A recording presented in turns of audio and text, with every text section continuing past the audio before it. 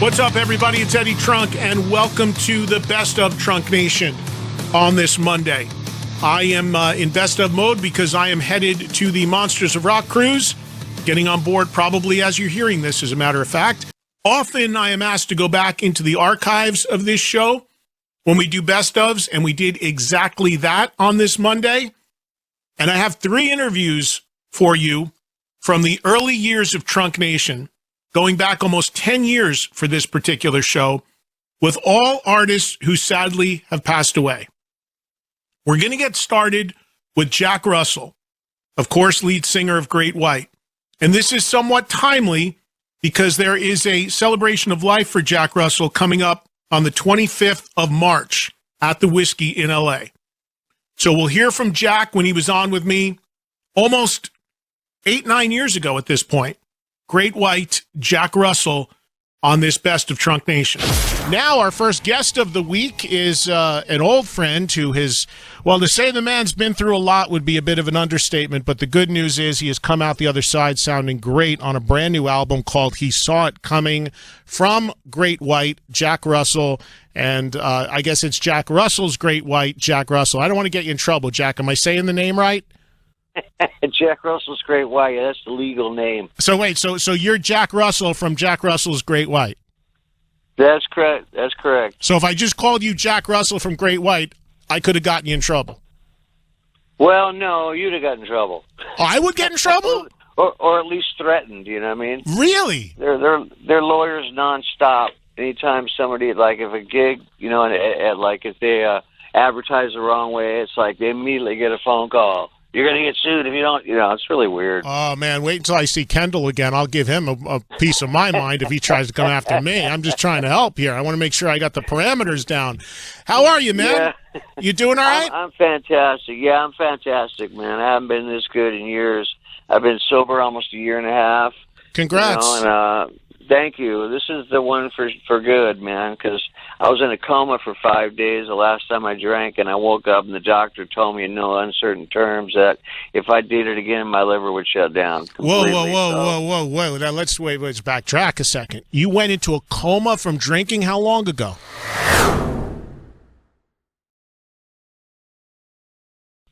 This was about a year and a half ago. Wow. I was out. I actually met Don Dock, and he was coming down to see me, and met at the Cheesecake Factory, and which is right behind my boat. And you know, I was sitting there. I'd already drank a bunch, and I was drinking all week. And I went up there and I pounded like 10 of these giant Mai Tais in like 20 minutes. And by the time Don got there, I was already 7 sheets to the wind. So wait a minute, let's get this straight. Don Dokken put you in a coma at the Cheesecake Factory. No. He was just there. We were having some fun for a while until I started falling off the bar stool. And the bartender, who's a friend of mine, said, "Look, dude, you got to go home. They're gonna call the cops on you," which ended up saving my life. So Don brought me home back to my boat. My wife put me to bed. The next morning, she couldn't wake me up. Wow. So I don't know how she did it, but she drugged me up the stairs, up over the boat, down the stairs to the dock. And we had a wheelchair sitting there for like months and months and months that we hadn't returned from when I tore my Achilles tendon. And luckily it was there, so she got me up the car, took me to the emergency room. They stuck me right in ICU, and they told my wife, "You better start getting the affairs together because I don't think he's going to make it through." Oh, my God. I woke up 5 days later, and there was all these people in my room. My friend from Chicago, my band, my manager, my wife, of course, you know, and the doctor came in and goes, "You know, hey, I hear you're some kind of celebrity." He goes, "But it doesn't really matter to me. I just got to tell you something. You know, the way you drink, the wife's been telling me how you drink." He goes, "Your liver almost shut down this time." He goes, "If you drink again the way you drink, you're going to die. Not maybe, could be, might, you're going to die." So, you know, there's not much gray area there. So, right. I have no room to squeeze through the door. So it was like that was the end of me for as far as drinking goes, you know. So you lost basically 5 days to drinking, and the next thing you woke up, you were like, "What the hell just happened?" Last thing I know, I was at the Cheesecake Factory with Don Dokken, and here I am. I just lost 5 days of my life, basically, right? Yeah, exactly. So, you know, that's just, it was to me, I thought of my friend Janie, which, you know, at the time, that should have been enough to shake me up and sober me up, but it wasn't.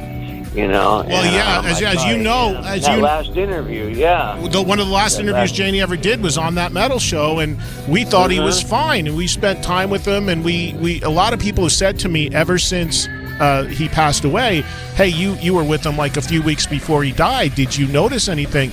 And I'll tell you, I didn't know Janie that well. I know you did, Jack, but I didn't, and I had only met him a few times prior to that, and to my experience that day, he was great. He was lucid. He was together. He wasn't drunk. And were you on with him that day? I don't remember.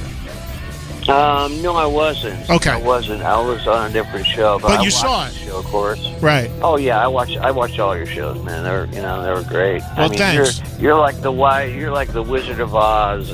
Or you're like the guy in Pawn Stars when it comes to rock, you know what I mean? He can ask you any question, you know the answer to it. It's amazing. Well, I don't know about that, but I do my best. But anyway, back to your story, because, okay, so prior to all of this, you also had other, like one of the last times I spoke to you, you had broken your back or something, right? You slipped in a shower or something like that? Oh, you know, I fell in my house drunk and I shattered my pelvis. I had broken my back before. You know, actually every vertebrae in my back has a compression fracture. You know, they're all healed, but you know, it's just I'm 4.5 inches shorter than I was. Oh my God! I was 5'10" and a half. I'm now 5'6". It is the most, and it's all on my back, which is, you know, it's horrible. You know, pretty soon I'll be Ronnie James Dio, no offense, rest in peace, you know? Yeah, my gosh.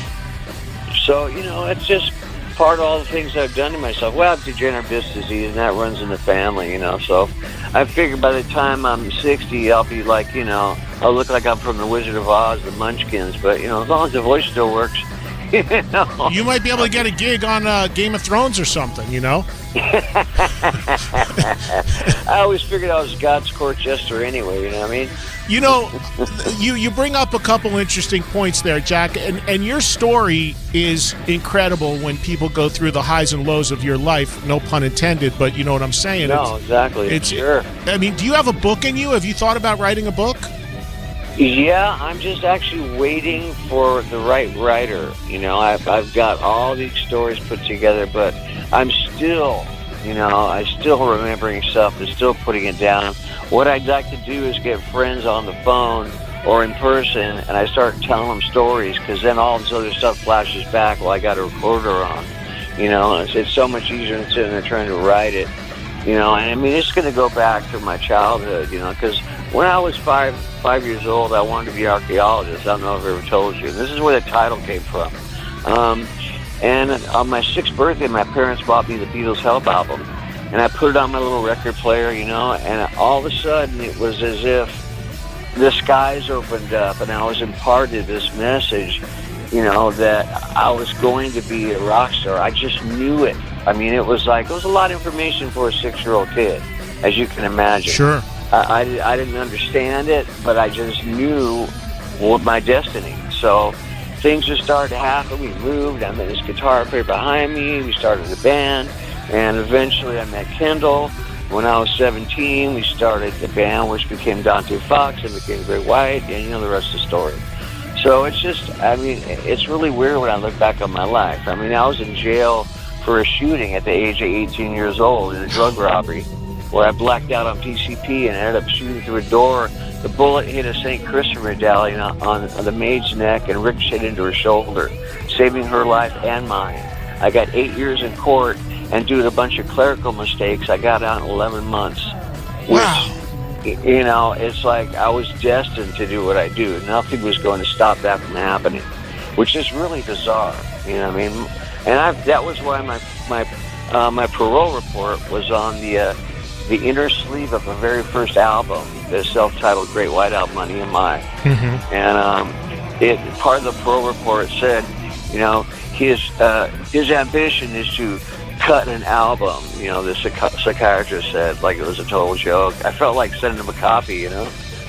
It's amazing, you know, and you were also, for people that don't know, you were in the earliest days of Guns N' Roses because you guys shared the same management in the early days, right? Absolutely. Yeah, I mean, me and Steven Adler used to hang out all the time, and Duff and Izzy. We actually had a band together called the Industrial Glue Sniffers, and we'd go out and play shows in town, and it was great fun, you know. I mean, that's where we got Wasted Rock Ranger from. I was hanging down at Rumbo listening to some of their mixes, and Duff goes, "Dude, I got a song I want to hear. It's totally the story of your life." And it's by a band called Porky and the Answers. And he played it, and I was like, oh, I got to record this. So that's where that came from, for those of you that know the song. Amazing. And, you know, I noticed looking through the new record, and we're going to talk more about the new record in a second, the new album from Jack Russell's Great White is called He Saw It Comin. You mentioned, there's two people that you mentioned in this in the credits of the album jacket that I wanted to mention, say something about. You put a line in the thank yous to Steven Tyler, and it says, "To Steven Tyler for always calling me at the right time." I'm assuming that's Steven Tyler of Aerosmith? Yeah, absolutely. What is your relationship with him?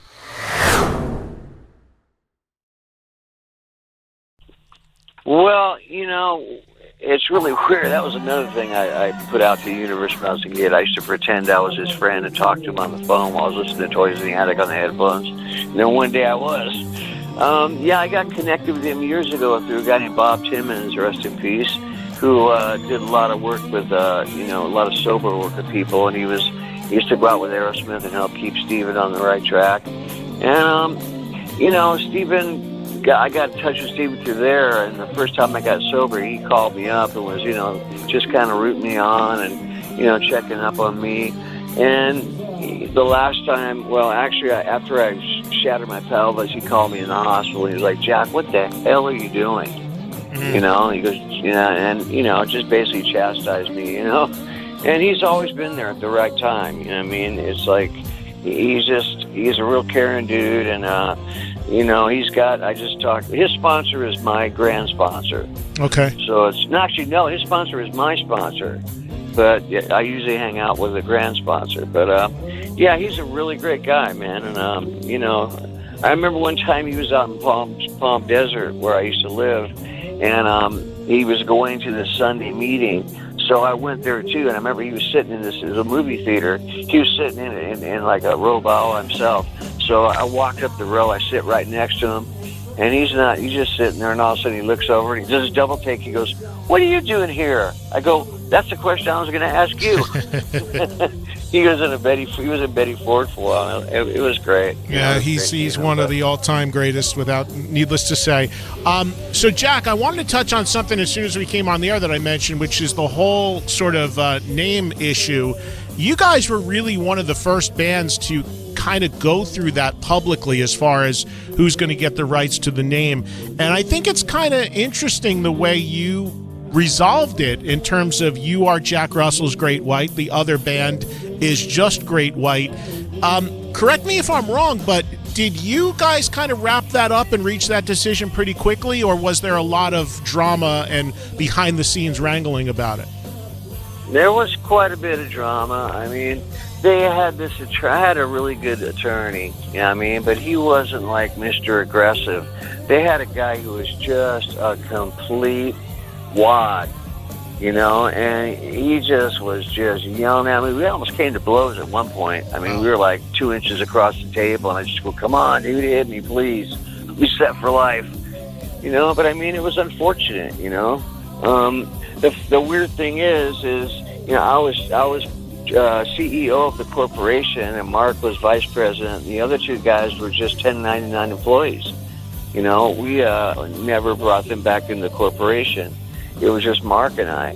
So that's who the struggle was. It was between you and Mark as to who was going to walk with the name. Well, it was actually me and the three guys. They acted like they were, you know, in you know, all members of the corporation, and you know, there was a lot of things that, you know, they lied about, and you know, and trying to reinvent our history.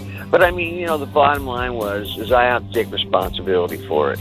You How know, so? 'cause I had canceled. Well, you know, we had tours booked, and it seemed like every time, okay, I'll be back on this date, and then like a week or two before that date, I'd fall and break something and have to cancel the tour again.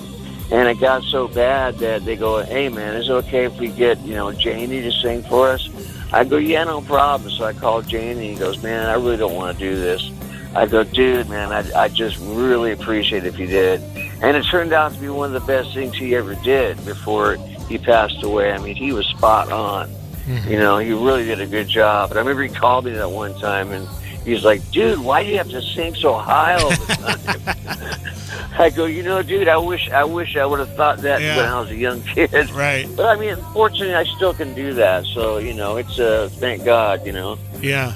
But, yeah, it was a really tragic situation because, Mark Kendall and me, Mark Kendall and I, we go back to when I was 17 years old when we started the band, and it's to have, to be that adversarial with the guy that, you spent most of your life with and were so close to was really hard on me, it was really emotionally, just horrific and scarred me that, So, if he called me tomorrow, I'd be like, I'd be open arms, but, that'll never happen. There's so much animosity. So you have no relationship with the other guys anymore. It's completely over. No, haven't for a while. I haven't spoken to them long before that happened. I was in the hospital with my colon burst, and I was in a 5-day coma with septic shock. And once again, the doctor said I was going to die, but I miraculously came out of that. And I was in the hospital for 3.5 months. I came out weighing 137 pounds. I couldn't walk. I couldn't feed myself. I had to go to physical therapy for months and months and months so I could learn how to walk again. It was, horrific. And I had the colostomy bag for 9 months, which was terrible. Fortunately, my wife was a nurse, and because it was in a spot where I couldn't really, attach it myself. So she had to do it all the time. And there's always accidents, and, it was just really a horrifying time in my life, And I was drinking every single day, and she just said, go ahead, because she knew that mentally I wasn't going to be able to handle it, and I wouldn't have been, at least when I was drunk, I wasn't thinking about my situation. Right. I did an interview one time with this guy that had one since birth, and I just said, dude, I don't know how. I have my hat and my heart goes out to you because I don't know how you do it. He goes, well, that's all I've ever known.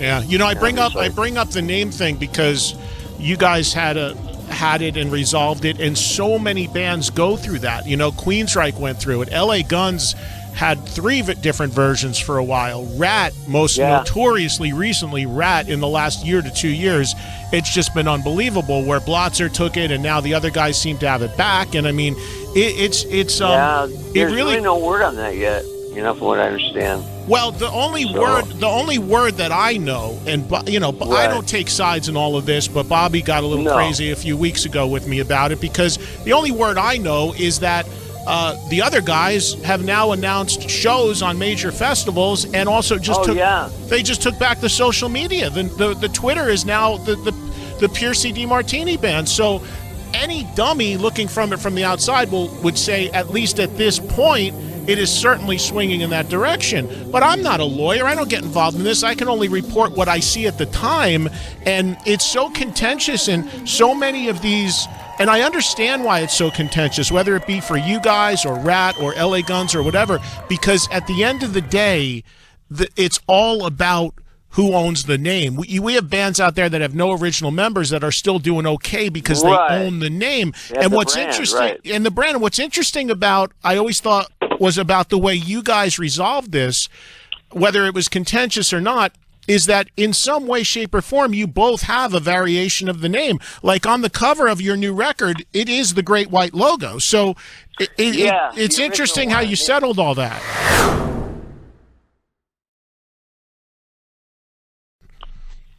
Well, it was funny because that was my idea from the get-go, but we finally had to, go through all this stuff, and they finally said, you know what, we'll agree to you be Jack Russell's Great White. And I said, you know what, that's fine. Sure, I could have fought it all the way, and you never know what's going to happen in a jury trial. You just don't know the way it's going to swing. You know, they might look at me and go, God, what a jerk, and not even take into consideration that, you know, I mean, I was the one who asked Mark to start a band. You know, I was the president of the corporation, you know, but I mean, here I am keeping these guys from making a living. And, you know, it was a coin toss, and I didn't want to risk that. I mean, my old manager once told me, he said, you know, if I could take 5 monkeys and put them on stage, and if I had the brand, I could still make money. And I'm like, there's no way Great White could go on without me. Give me a break, or Kendall, you know. And he goes, I tell you, and he proved me wrong, you know. So have you kept tabs? Have you kept tabs, Jack, on what the other guys have done? I mean, they've done a couple records. They've been out there a lot. Have you? No, I really don't pay attention to it. I mean, I know they watch everything I do, and I don't really care. It has nothing to do with me and what I'm doing, you know, so I'm not going to spend my time, you know, worried about what they're doing. I need to concentrate on what I'm doing. You know, I wish them the best, and, you know, there's room for both bands, as we've already proven, you know. So, you know, God bless them, and, you know, they're just trying to make a living. And, you know, I don't think it goes both ways, but, you know, I'd rather take the high road. I don't hold any grudges, you know. I'll readily admit. I mean, at the first, I was like, you know, oh, those guys, blah, blah, blah, blah, blah. You know, but, you know, as the years went by and, you know, I got sober, I started really thinking about it and doing some soul searching. I said, you know what, Jack, if it was the other way around, you'd have fired you too. Yeah, I mean, they never fired me. They just didn't call me. Right. I mean, I'm in the hospital with, you know, almost dying, and I didn't even get a phone call. And my wife never got a phone call. How's Jack? You know, it was like, you know, I mean, Michael Lardy was in a dressing room at Jane Lane's memorial, and I had a mutual friend that was in the dressing room, and, you know, whether this is true or not, you know, I can't say, but, I mean, I don't know reason why he would tell me otherwise. He said that Michael had told him, why doesn't that guy just die already? You know, and that just killed me. Well, not literally. But, I mean, you know, it was just heartbreaking, you know, and just to hear that hate and animosity from people that, you know, you've spent most of your life with. You know, is there a side of you that you mentioned, and I think it's very admirable. You said you take a lot of responsibility for this yourself now that you have a clear head. But is there a side of you that, you know, you've come so close to death a couple of times and all that? Is there any side of you that, as the years go on, even if you don't play with them again, would you like to reconcile with them again in some way? Would you like to, you mentioned your history with Mark, would you like to be able to even just have a relationship with him? Or is that too far gone? I would love to do that with Mark, but, you know, the other guys, I have no interest in that. But, I mean, Mark and I we were everywhere together. I mean, he lives in my house, we rehearsed at my house. I mean, I remember one time my dad asked him to mow the lawn, and we had this lycandra, which I don't know most people even know anymore, but it was really beautiful grass, but it was really hard to upkeep, you know? And my dad asked him to mow the lawn. He set the mower totally low and shaved off all the top of the grass. You know what I mean? Almost killed the front lawn. Needless to say, my dad never asked him again. I think that was done purposely. Yeah, that's a good way to get out of cutting the lawn. Absolutely. So, Jack, congrats on the record. You know, we spent a good portion of this interview talking about all this adversity and health issues you've had, but what's most amazing is you still sound like Jack Russell. Somebody listening to this would say, oh, my God, the guy must sound like he's croaking on a record right now, but you still got the pipes, man. No matter what happens to you, that voice is still there. You know, I'm just so blessed, you know, to still be able to sing. You know, like I said, I've always known that this is my destiny, and I just figured I really, you know, I have to thank God, and I believe there's a reason that I'm still allowed to do this, because, you know, basically my voice is on loan, you know, just like my life. Yeah. You know, so, you know, I've really come to terms with, you know, how close I've come to losing it, and, you know, I'm not going to push the envelope anymore. I'm really respectful, you know, of what I do to my body now, and, you know, what's left of it. So yeah, I'm singing better than ever. I really am. Can you still do everything that you once did vocally? You talked about Janie telling you sang up so high, and you kind of painted yourself in a corner back in the day when you did those early records. But are you at a point where you can still go and sing those old songs in the same key the way they were recorded? We tuned down a half step just because it's a little easier, but it's not noticeable. Mm-hmm. I mean, everybody's tuned down a half step. Some people told me that tuned down a full step. Yeah. I mean, I'm like, wow, that, and some people tune down a full step and then still sing in a lower key. It's like really weird, But no, I still have all my highs. It's just, I don't have the stamina of a 25-year-old kid to where I can sing, that high all the time, Right. So, I mean, it's a skosh lower than it was, but I mean, it still sounds like the song, And actually, in E flat, it's actually heavier. I mean, the music actually has more, nuts to it. Right. So it's actually a blessing, in disguise. So, I mean, if you listen to the record, it's all over. I mean, I'm doing really low stuff and really high stuff, and so, yeah, I still got those really super highs if I want to use them. But, I mean, I've never been, except for maybe the first album, it was like David Lee Roth, ow, right. all the time, Right. You do it when it's necessary, not all the time, so it actually means something, And touring-wise, I know you're already announced on the M3 Festival, which I'm back on board hosting, and look forward to seeing you there. Awesome. We've had some fun there over the years, and oh yeah, look forward to seeing you out there. You lining up a tour? What's the situation on the live front for you and the band?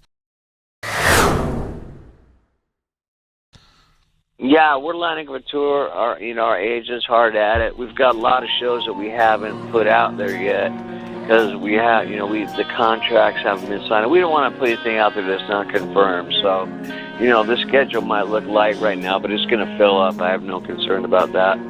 So, we're anticipating a really, really good summer, a really good year, and like I said, I'm singing really good. My band's really tight, and they're just excellent musicians, and everything sounds exactly like it's supposed to be. We play everything just like the record. I told my guitars I want everything note for note, and because I don't want people hearing a different solo. And Tony as well, because they switch off leads, you know what I mean? Right, Tony Montana, yes, he's part of your band as well.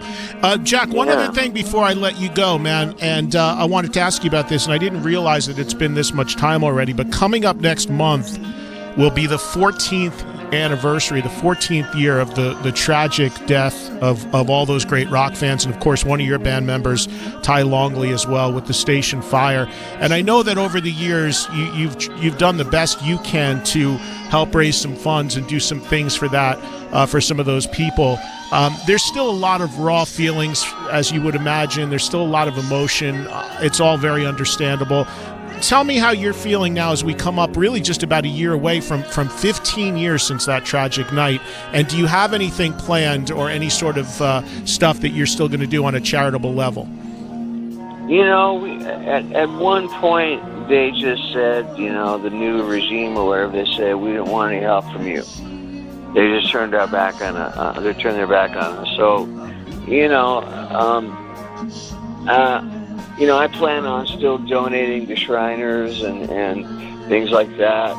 I never forget about it. I mean, I lost a lot of friends. I mean, people that were there that I didn't even know. A friend of mine flew in from Sacramento, of all places. I mean, why would you fly across the country for a little dinky show? I mean, it's just bizarre, And a lot of people, I knew personally. You play a place 20-some years, and you meet a lot of people, and you get to know a lot of people, and they become your friends. And it was, it's still really hard to me. I'm still in therapy over it, It's just something that's never going to go away, nor should it, out of respect, Right. I still cry over it, I still have days where I just bawl my head off because I have, some days where the sun comes up and I'm sitting on the back of my boat and I realize there's 100 people that won't ever see that again, And that was the inspiration, you know, and that and my wife's illness for behind Anything for You on the new album, you know, and also a prior song off the last record, Rising, is called How Far Is Heaven. And that was actually off the I Can't Shake It album, I think. I can't remember. We've done so many records. But, you know, that was the genesis of that song. So. Well, listen, man, I appreciate you taking the time, and I know that, you know, I didn't mean to end on such a rough note for you there, but I think the upside of all this is that you've got a great record here, and you're getting ready to go out there on the road, and you've been through the wars, man. You've been through it on every level, and it's good to hear you come out the other side sounding so good, and I wish you best of luck with the new record, He Saw It Comin. Thanks for the time, buddy. Anytime, Eddie. You know, I've always loved you, man, from the first time we ever met. You know, I think you're a superhuman being, and I have the utmost respect for you. Well, thanks, Jack. Back at you, man, and I'll see you at M3, okay? My brother. All right, God bless you. You too, man. Well, Jack Russell, we lost most recently, and again, Jack Russell will be celebrated with a Celebration of Life concert at the Whiskey in L.A. coming up on March 25th. It's Eddie Trunk, a special best-of edition of Trunk Nation, bringing you some interviews with rockers that we lost from the earlier history of this show. When we come back from the break, Taylor Hawkins. Another sign of the time. Thank you very much. God bless you. We're out. We'll see you real soon.